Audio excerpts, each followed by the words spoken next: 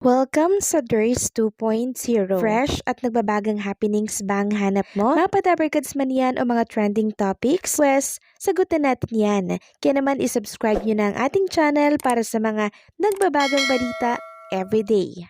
So, ayun, welcome back again sa ating YouTube channel mga Kadabarkads, and for today's video, ang pag-uusapan natin ay tungkol sa mga importanteng kaganapan sa loob at sa labas ng Itbulaga. So, kanina po mga Kadabarkads, ni-replay nga po ng Itbulaga ang 46th anniversary nila. Pinakita nga doon yung mga Itbulaga special. Syempre, binalik po nila yung mga memory na kung saan talaga namang nag-enjoy tayo. Inalala po ng Itbulaga ang lahat ng yun na hindi natin makakalimutan. Dahil talagang ang Itbulaga po, every anniversary, tumatatak na po sa atin, di po ba? And alam nyo ba mga Kadabarkads, kahit na replay yung pinalabas po ng Itbulaga kanina, yung ibang part doon, grabe pa din ang viewers. Talagang pumapalo pa din at nilalampaso po ang katapatan na programa. Ibig sabihin lamang nito, wala talagang makakatalo sa programang Itbulaga kahit saan po yan ilagay na network. Talaga naman pong sinusundan ng mga Dabarkads natin. Ganyan katindi ang Itbulaga at ang mga haligi po ng naturang programa. Walang iba kundi po sila Tito, Vic, and Joey. And syempre, nakasama natin si Atasha Mulak, 'di ba, sa replay po ng Itbulaga. Talagang si Atasha, kahit di natin siya nakikita sa programa po ng Itbulaga, parte pa rin po siya ng programa. Katulad na lamang nung nakaraan, nagkaroon po sila, 'di ba, ng Christmas party at kabilang pa rin doon si Atasha Mulak kahit naiika-ika po siya at on recovery po yung kanyang paa, talagang pumunta talaga si Atasha Mulak. Ibig sabihin, pinapahalagahan din po ni Atasha yung pagiging Dabarkads niya. Kaya mabuhay ang Itbulaga at wala akong ibang wish sa kanilang programa kundi sila po ay magtagal pa ng sobra at marami pa pong matulungan ng mga kababayan natin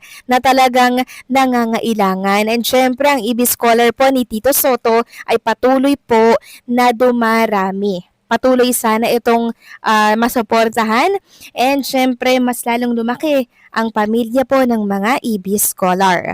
Samantalang next topic naman tayo, pag-usapan natin mga Kadabarkads, ang tungkol naman dito sa ilang pasilip sa vacation ng mga Dabarkads natin. Kahit na umeere po ang programang Itbulaga, eto't sila at nagbabakasyon sa iba't ibang mga lugar. Katulad na lamang po ni Karen Icerup na kung saan ay nasa Cebu. By the way mga Kadabarkads, sa mga nagtatanong kung kailan daw po magla-live ang Itbulaga, siguro po ay New Year na po yan magla-live.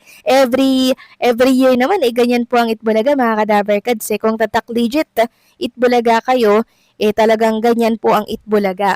Every New Year, talaga sila ay live na live. Samantalang may pasilip din syempre si Raisa May Dizon sa kanyang Instagram account. Still nasa Japan pa rin po si Raisa May kasama po ang kanyang kapatid at mommy.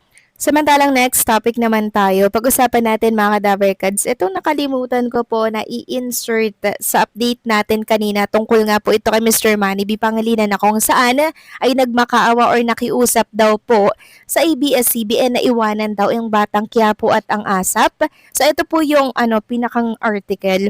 Sabi dito, ayon sa mga ulat, itinuturing ng TV5 ang ASAP at FPJ's Batang Quiapo bilang ilan sa mga programang nagbibigay ng solid viewership at commercial value sa network. Dahil dito umano'y hiniling ng TV5 na manatili ang nasabing show sa kanilang prime time at weekend lineup. Gayunpaman, hindi na raw pumayag ang ABS-CBN sa nasabing kahilingan. Bagamat wala pang opisyal na pahayag mula sa dalawang panig, lumalabas na bahagi ito ng mas malawak na desisyon ng ABS-CBN hinggil sa direksyon ng kanilang mga programa at partnership. Ang balitang ito ay lumalabas kasabay ng mga usap-usapan tungkol sa pagpapatibay ng TV5 bilang isang mas independent network.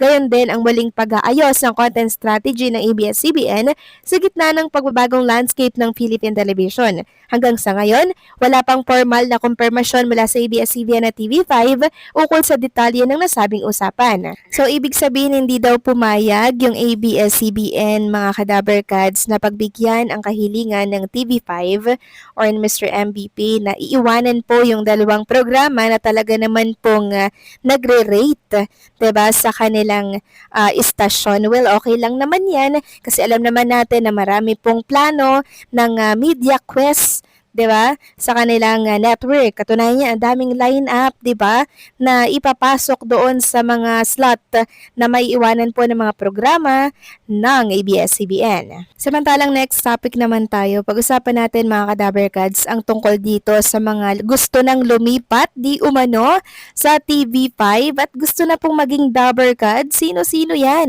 Ayon kasi dito sa write-ups ng Telenews, ilang kapamilya stars gustong lumipat sa TV5 dahil kay Mr. Johnny Manahan.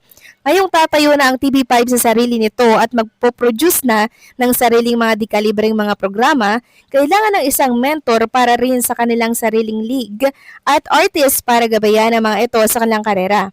Natupad ito dahil isa na si Mr. Johnny Manahan o Mr. M ang mga ngasiwa ng Media Quest Artists Agency. Pumirma na ito ng kontrata nitong November lamang. Kilala si Mr. M na isang makisig na star builder, kaya naman sinusundan ito lagi ng mga artistang kaniyang mga nahawakan. Dahil sa mga pangyayari, ilang talents o artists ng Star Magic ang gusto na umanong lumipat sa TV5 para makasama ulit si Mr. Johnny Manahan. Alam kasi nilang mabibigyan sila ng tama at malaking proyekto dahil sa dami ng posible pang i-produce ng TV5 or Media Quest. Marami ding platforms ang Media Quest. Ikaw ba naman ay nasa ilalim ng MVP Group of companies? You'll never go wrong as you are on the right path. Sa katunayan, marami-rami na ring taga Star Magic ang mas piniling kumuha ng proyekto sa Media Quest o TV5 dahil naniniwala silang mas uusbong pa at mapapaganda pa ang kanilang mga karerang maglalagay sa rurok ng tagumpay.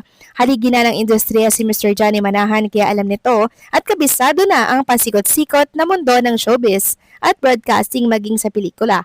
Kaya maswerte ang mga artist talent ng Media Quest dahil sila ay nasa tamang mga kamay, but sooner or later marami na silang makakasama dahil sa paglipat umano ng ibang talents galing Star Magic. Maraming magagandang mangyayari or pangyayari sa Kapatid Network na inyong ikakagulat. Expect the unexpected dahil tunay ngang goodbye are meant to be beautiful. Wow, grabe naman. Ang ganda naman ng write-ups na to mga Kadaberkads. And nakikinita-kinita ko na po ang TV5 ay mas lalo pang magtatagumpay, mas lalong uusbong, and syempre mas lalo pong makakuha ng maraming viewership dahil balita ko po ay mas papagandahin, mas papalakasin pa ang kanilang mga sakop and signals sa iba't ibang panig po ng ating bansa, lalo na po sa mga sulok ng ating bansa. Kaya maganda ito para po sa Itbulaga, sa TVJ at sa mga Daberkads natin na muling tataas ang kanilang ratings. So anong masasabi niyo dito mga Kadaberkads? Please comment down below and don't forget to like, share, comment,